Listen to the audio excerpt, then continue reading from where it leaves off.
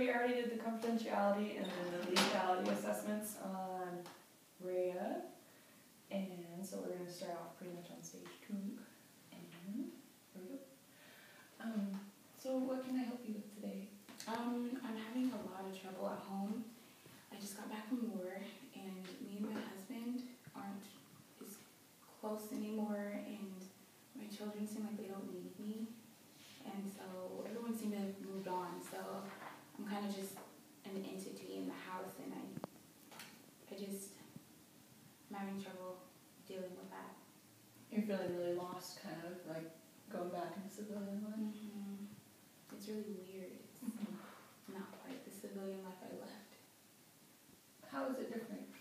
Well, when I was leaving, people were sad, and not that I want them to be sad now, but it's almost like I'm not needed, I'm not necessary, so I don't really know where I belong, because they figured out how to cook for themselves and dress themselves and things like that a mother does, and so I don't know what to do. So you feel like they've kind of, they've formed this life around you being gone and they don't need you now that you're back? Seems like it. Okay. So has this happened before? Because it sounds like you've done previous deployments. Kind of. They're still very, very young, so either way they need me when I came back. But since they're just a bit older, it's almost like I'm not there even though I'm there. So it's happened before, but not in this way. Mm-hmm. And then how did you cope with it before?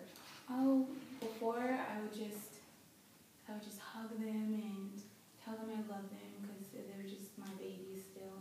Now they're like older, so they're kind of doing their own thing, and for me to do that might be really, really awkward. I don't know if they're angry or hold any feelings against me for leaving. No one said anything, but it's the vibe I get.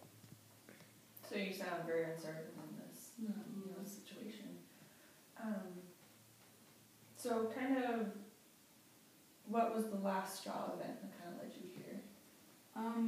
Well, I had made breakfast one morning and just effort and tried to do what I used to, and well, my husband, he just came in and got a coffee and he left, and kind of a peck, not like we used to, and my kids already pre-packed their breakfast and lunch on the way out the door, so I didn't even know they made it. They just left, and then it was me at the breakfast table, and it just made me feel really isolated, and I didn't even know they made a breakfast. It's just a football. So I hear you're feeling really isolated by this whole situation. And you, for your previous coping in your past, have you ever had anything like this situation happen before?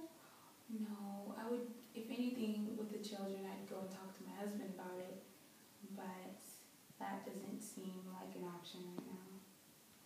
Mm-hmm. So I've been really drinking quite a bit just because it numbs it, and I seem not to care as much, so I don't have as much anxiety about it. So on a scale of 1 to 10, 1 being, pretty bad and 10 being pretty good, do you see drinking as a bigger? I'd rate it on a 2 or 3, maybe a 2, because it's the most I've ever drank in my life. Mm-hmm. But it's what's working kind of right now. So you're more concerned about your relationship with your family. Mm-hmm.